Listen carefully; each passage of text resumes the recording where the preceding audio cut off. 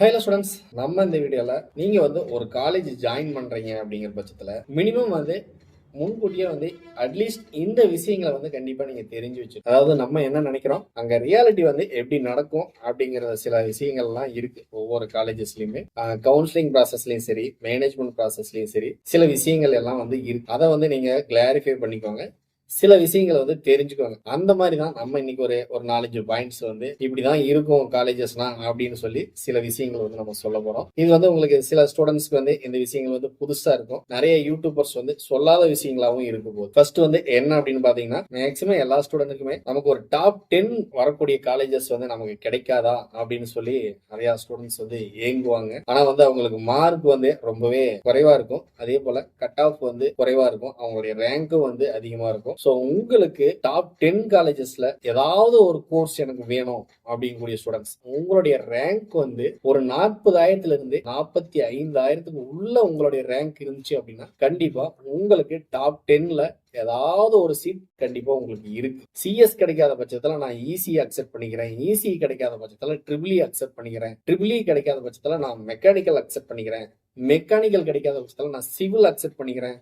ஆனா எனக்கு ப்ரியாரிட்டி இந்த காலேஜ் தான், இந்த டாப் 10க்குள்ள ஒரு காலேஜில் தான் நான் படிக்கணும். ஸோ எனக்கு கோர்ஸை விட எனக்கு காலேஜ் தான் இம்பார்ட்டன்ட் அப்படிங்கக்கூடிய ஸ்டூடெண்ட்ஸுக்கு உங்களுடைய ரேங்க் ஒரு 40ல இருந்து 45,000 ரேங்குக்குள்ள வந்தீங்க அப்படின்னா கண்டிப்பா உங்களுக்கு டாப் 10 காலேஜஸ்க்குள்ள சீட். அதே போல நீங்க எஸ்சி கேட்டகரியில, எஸ்சி, எஸ்சிஏ, எஸ்டி இந்த கேட்டகரியில வர்றீங்க அப்படின்னா இன்னும் 2,000 ரேங்க் உங்களுக்கு கூடுதலா இருந்தாலுமே, அதாவது ஒரு 43ல இருந்து ஒரு 47,000 ரேங்க் இருந்தீங்க அப்படின்னா கண்டிப்பா உங்களுக்கும் இதே போல வாய்ப்பு இருக்கு. நான் இப்ப சொன்னது மேக்சிமம் பாத்தீங்கன்னா பிசி, எம்பிசி ஓப்பன் கேட்டகரியில வரக்கூடிய ஸ்டூடெண்ட்ஸுக்கு கண்டிப்பா இந்த ரேங்க்ல இருந்தீங்க அப்படின்னா உங்களுக்கு டாப் 10 காலேஜஸ்க்குள்ள வாய்ப்பு இருக்கு. அடுத்ததா இந்த பிளேஸ்மெண்ட் அப்படிங்கக்கூடிய விஷயம் எல்லா காலேஜஸ்லயுமே இருக்குமா அப்படின்னு பாத்தீங்க அப்படின்னா கண்டிப்பா கிடையாது. உண்மையே சொல்ல போனா பிளேஸ்மெண்ட் அப்படிங்கிறது குறிப்பிட்ட சொல்ல போனா ஒரு 50 காலேஜஸ்ல வேணா நல்ல ஒரு டீசெண்டான ஒரு பர்சன்டேஜ்ல, டீசெண்டான ஒரு பேக்கேஜ்ல மினிமம் ஒரு 50 காலேஜஸ்ல தான் உங்களுக்கு பிளேஸ்மெண்ட் அப்படிங்கிறது கொடுத்துட்டு இருக்காங்க. கிட்டத்தட்ட நமக்கு அண்ணா யூனிவர்சிட்டி அஃபிலியேட்டர்ல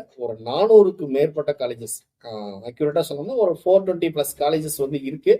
அப்படி இருக்கக்கூடிய காலேஜஸ்ல உங்களுக்கு மினிமம் 50 காலேஜ்ல தான் நல்ல ஒரு பர்சன்டேஜ்ல பிளேஸ்மெண்ட் கிடைக்குது அப்படிங்கிறது தான் உண்மை. ஒரு 200 காலேஜஸ்ல சுத்தமாவே பிளேஸ்மெண்ட் இல்ல அப்படிங்கிறதுமே உண்மை. சோ ஒரு 200 காலேஜஸ்ல பிளேஸ்மெண்ட் இல்ல, ஒரு 50 காலேஜஸ்ல பிளேஸ்மெண்ட்ஸ் கொடுக்குறாங்க. அப்படிங்கிற போது ஒரு 250 போயிருச்சு அப்படின்னாலுமே இன்னும் மீதி இருக்கக்கூடிய ஒரு 150 காலேஜஸ்ல ஒரு ஆவரேஜான பர்சன்டேஜ்ல பிளேஸ்மெண்ட்ஸ் கொடுத்துட்டு இருக்காங்க. அல்லது பிளேஸ்மெண்ட் ட்ரைனிங்ஸோ இன்டர்ன்ஷிப்போ இந்த மாதிரியான விஷயங்கள் ஒரு 150 காலேஜஸ்ல உங்களுக்கு கிடைக்கும். அதனால நீங்க அவாய்ட் பண்ண வேண்டியது அந்த பிளேஸ்மெண்டே இல்லாத அந்த 200 காலேஜஸை நீங்க மேக்சிமம் அவாய்ட் பண்ணிருங்க. அது என்ன காலேஜஸ் அப்படிங்கிறத நம்ம அடுத்தடுத்த வீடியோஸ்ல நம்ம போடுவோம். அடுத்தது இன்னொரு முக்கியமான விஷயம் என்ன அப்படின்னு பாத்தீங்கன்னா, அப்படி பிளேஸ்மெண்ட் கொடுக்கக்கூடிய காலேஜஸ்லயுமே நாங்க 100% பிளேஸ்மெண்ட் கொடுக்குறோம் அப்படின்னு சொல்லுவாங்க இல்லைங்களா. ஆனா நம்ம நினைக்கிற 100% வேற, அவங்க கொடுக்குற 100% அப்படிங்கிறது வேற மாதிரி தான் இருக்கும். நம்ம நினைக்கிறது அங்க படிக்கக்கூடிய ஃபைனல் இயர்ல 500 பேர் வர்றாங்க அப்படின்னா அந்த 500 பேரை செலக்ட் ஆயிட்டாங்க, அதனால 100% கொடுக்குறோம் அப்படின்னு நாம நினைப்போம். ஆனா கிடையாது. அவங்க ஒரு எலிஜிபிள் கிரைட்டீரியா வச்சிருப்பாங்க.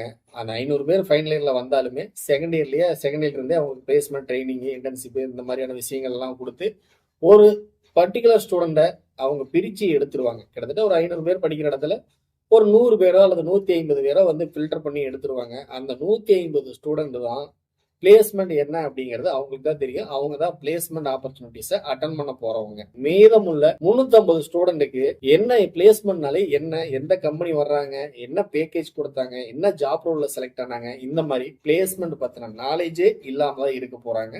மேக்சிமம் காலேஜஸ்ல இப்படிதான் நடந்துட்டு இருக்கு. அடுத்ததான் நிறைய பேர் ப்ரீ புக்கிங் பண்றீங்க இல்லைங்களா. நிறைய ஸ்டூடெண்ட் கேட்டா நான் இப்பயே அட்மிஷன் போட்டேன், நமக்கு ஃபோன் பண்ணக்கூடிய ஸ்டூடெண்ட்ஸுமே அப்படிதான் சொல்றாங்க.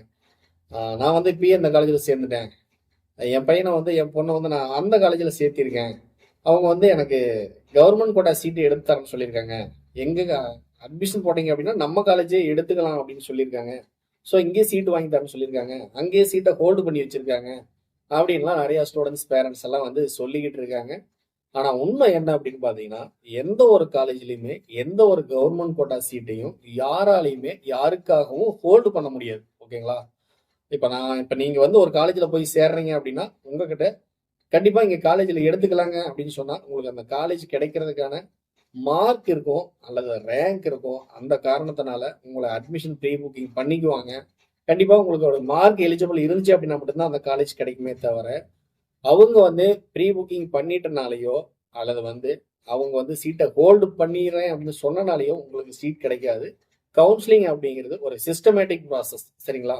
உங்களுடைய மார்க் எங்க இருக்கு, எந்த காலேஜுக்கு, என்ன படிப்புக்கு, எவ்வளவு ரேங்க் தேவைப்படுது, எவ்வளவு பேர் அப்ரோச் பண்ணியிருக்காங்க, அதுல எவ்வளவு பேருக்கு நம்ம சீட்டை ஒதுக்கணும் அப்படிங்கிறத அவங்களுடைய ரேங்க் பேசிஸ்ல தான் நடக்குமே தவிர, யாரும் வந்து ப்ரீ புக்கிங் பண்ணனாலயோ அல்லது உங்களுடைய சீட்டை ஹோல்ட் பண்ணி தரேன்னு சொன்னனாலயோ உங்களுக்கு அந்த காலேஜ்ல சீட் அலாட் ஆகாது. சரிங்களா? அது வந்து சிஸ்டமேட்டிக்கா நடக்கக்கூடிய விஷயம். அப்படி உங்களுக்கு ஒருவேளை நீங்க ப்ரீ புக்கிங் பண்ண காலேஜ்ல உங்களுக்கு சீட் அலாட் ஆகுது அப்படிங்கிற பட்சத்துல ஒண்ணு உங்களுக்கு அங்க போதுமான மார்க் இருக்கு அப்படிங்கிறது தான் அர்த்தம். போதுமான ரேங்க் இருக்கு அப்படிங்கிறது தான் அர்த்தம்.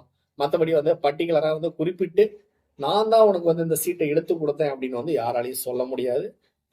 அதாவது வந்து கவர்மெண்ட் கோட்டா சீட்டை வந்து ஹோல்டு பண்றது அப்படிங்கிறது ஒரு சாத்தியமில்லாத ஒரு விஷயம். அதே போல இன்னொரு முக்கியமான விஷயம் என்னன்னு பாத்தீங்கன்னா, நீங்க ஒரு காலேஜ்ல சிஎஸ்கே எலிஜிபிளா இருந்தீங்க அப்படின்னா கண்டிப்பா அங்க இருக்கக்கூடிய எத்தனை டிபார்ட்மெண்டா இருந்தாலும் சரி, 5 டிபார்ட்மெண்டா இருந்தாலும் சரி, 10 டிபார்ட்மெண்டா இருந்தாலும் சரி, சிஎஸ்க்கு நீங்க எலிஜிபிள் அப்படின்னா அந்த காலேஜ்ல உங்களுக்கு ஐடி கிடைக்கும், ஏஐ கிடைக்கும், அதே போல இசிஇ கிடைக்கும், ட்ரிபிள் கிடைக்கும், மெக்கானிக்கல் கிடைக்கும், சிவில் கிடைக்கும். இப்படி எல்லா பிரான்ச்சுமே நீங்க ஒரு காலேஜ்ல சிஎஸ்க்கு எலிஜிபிளான ஒரு ஸ்டூடெண்டா இருந்தீங்க அப்படின்னா போதும், உங்களுக்கு அந்த காலேஜ்ல எல்லா கோர்ஸுமே எலிஜிபிள் தான். ஸோ நீங்க ஒரு காலேஜை செக் பண்ணும்பொழுது அங்க உங்களுக்கு சிஎஸ்க்கு போதுமான கட் ஆஃப் இருக்குதா அப்படிங்கறத பாருங்க. அப்படி பாத்தீங்க அப்படின்னா அந்த காலேஜ்ல உங்களுக்கு அதர் டிபார்ட்மெண்ட்ஸ் எல்லாமே வாய்ப்பு. அடுத்ததா ஃபைனலா இன்னொரு முக்கியமான விஷயம் என்ன அப்படின்னு பாத்தீங்கன்னா, உங்களுக்கு ஒரு காலேஜ்ல கிட்டத்தட்ட உங்களுடைய கட் ஆஃப் வந்து இது யாருக்கு அப்படின்னு பாத்தீங்கன்னா கட் ஆஃப் வந்து ஒரு 90 இருந்து ஒரு 100 கட் ஆஃப் வரைக்கும் இருக்கக்கூடிய ஸ்டூடெண்ட். சரிங்களா? 100 கட் ஆஃப், 110 கட் ஆஃப் இப்படி இருக்கக்கூடிய ஸ்டூடெண்ட்ஸுக்கு நீங்க சிஎஸ் அப்ரோச் பண்ணி உங்களுக்கு ஒரு காலேஜ்ல கம்ப்யூட்டர் பிரான்ச் எடுக்கிறீங்க இல்லையா, சாய்ஸ் லிஸ்ட்ல, அதுவும் மெயினா வந்து பாத்தீங்க அப்படின்னா இந்த பிரச்சனை யாருக்கெல்லாம் நடக்கும்னு பாத்தீங்கன்னா தேர்ட் ரவுண்ட் ஸ்டூடெண்ட்ஸ். சரிங்களா? நீங்க 3வது ரவுண்ட்ல வரக்கூடிய ஸ்டூடெண்டா இருந்தீங்க அப்படின்னா உங்களுடைய கட் ஆஃப் வந்து பிலோ 100 அல்லது வந்து ஒரு 110 பிலோ வந்து நீங்க இருக்கிறீங்க அப்படிங்கிற பட்சத்துல நீங்க சாய்ஸ் ஃபில்லிங் பண்ண காலேஜ்ல நீங்க கம்ப்யூட்டர் பிரான்ச்சஸ் எடுத்திருக்கீங்க அப்படிங்கிற பட்சத்துல சிஎஸ் வச்சிருக்கலாம். நீங்க சாய்ஸ் ஃபில்லிங்ல சிஎஸ் வச்சிருக்கலாம். அது உங்களுக்கு ஓப்பன் கேட்டகரியில் அலாட் ஆச்சு அப்படின்னா கண்டிப்பா அந்த காலேஜ் வெரி டேஞ்சரஸான ஒரு காலேஜ். அங்க எந்த ஒரு ஃபெசிலிட்டிஸுமே இருக்க போறது கிடையாது. குறிப்பா பிளேஸ்மெண்ட் பத்தின எந்த ஒரு விஷயமும் அந்த காலேஜ்ல இருக்காது. ஓகேங்களா? ஏன்னா உங்களுக்கு ஓப்பன் கேட்டகரியில உங்களுடைய கட் ஆஃப் 100 தான் கட் ஆஃப் இருக்கு. 100 விட குறைவா தான் கட் ஆஃப் இருக்கு. ஆனா வந்து உங்களுக்கு ஓப்பன் கேட்டகரியில ஒரு காலேஜ் அலாட் ஆயிருக்கு அப்படிங்கக்கூடிய ஸ்டூடெண்ட்ஸுக்கு கண்டிப்பா அந்த காலேஜ்ல உங்களுக்கு கிடைச்சிருக்கக்கூடிய காலேஜ்ல நீங்க பெருசா எந்த ஒரு ஃபெசிலிட்டிஸையும் எதிர்பார்க்க முடியாது. போலாம், படிக்கலாம், ஜஸ்ட் ஒரு டிகிரியை வாங்கலாமே தவிர அங்க வந்து நீங்க கத்துக்கக்கூடிய விஷயங்களும் குறைவா தான் இருக்கும். அதே போல பிளேஸ்மெண்ட்டுக்கான வாய்ப்பு அப்படிங்கிறது ரொம்ப குறைவாகவே இருக்கும். ஸோ இதெல்லாம் வந்து ஒரு காலேஜ் நம்ம ஜாயின் பண்றதுக்கு முன்னாடி கவனிக்க வேண்டிய ஒரு முக்கியமான விஷயங்கள். ஸோ இந்த மாதிரி சின்ன சின்ன விஷயங்கள் வந்து நிறைய ஸ்டூடெண்ட்ஸ்க்கும் சரி, நிறைய பேரண்ட்ஸ்க்கும் சரி தெரியாம இருக்கு. அதே போல நிறைய யூடியூபர்ஸுமே வந்து நிறைய விஷயங்களை வந்து ஷேர் பண்ணிக்கிறாங்க. அதுல சில விஷயங்கள் இந்த மாதிரியான விஷயங்கள் வந்து நிறைய ஷேர் பண்ணாமலும் இருக்காங்க. ஸோ அதுல ஒரு விஷயங்களை தான் நான் கேதர் பண்ணி ஸ்டூடெண்ட்ஸ்க்கு ஷேர் பண்ணியிருக்கேன். ஸோ உங்களுக்கு இது ரொம்பவே யூஸ்ஃபுல்லா இருக்கும். ஸோ கண்டிப்பா வந்து இதை நான் சொன்னதெல்லாம் எப்படி அப்படிங்கிறத நீங்க வந்து அனலைஸ் பண்ணி பாருங்க. கண்டிப்பா வந்து இதெல்லாம் மேக்சிமம் வந்து நடக்கக்கூடிய விஷயங்களா தான் இருக்கும். ஸோ இந்த வீடியோ உங்களுக்கு ரொம்பவே யூஸ்ஃபுல்லா இருக்கும் அப்படின்னு நம்புறேன். அப்படி யூஸ்ஃபுல்லா இருந்துச்சு அப்படின்னா கண்டிப்பா உங்களுடைய ஃப்ரெண்ட்ஸுக்கு ஷேர் பண்ணுங்க. தேங்க்ஸ்.